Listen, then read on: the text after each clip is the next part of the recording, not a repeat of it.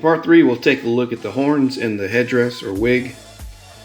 You can see that I've painted the horns to make them look more realistic. I've added some tassels with like some feathers and stuff on the end.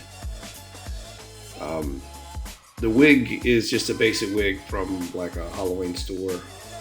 The way it's all kind of held together is with an inner lining of a hard hat.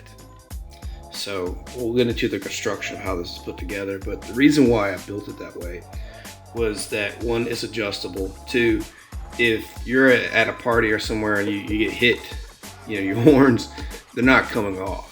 So it's pretty stable. And let's get into the construction. I looked for horns that were made of a durable plastic or foam and large enough for the effect I was going for.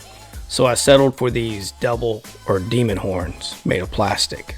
Horns made of foam will work, but there's a risk that they'll get torn off. I wanted a way to mount the horns so they wouldn't fall off, so I thought of using the headliner from a hard hat.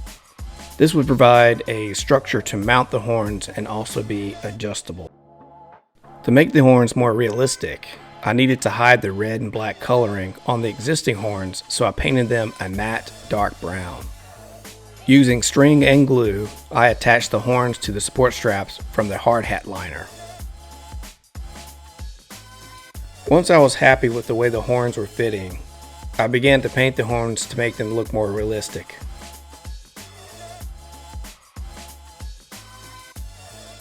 The last step was applying the wig and cutting 2 holes in the top of the wig so the horns could fit through, but also fit around the headliner.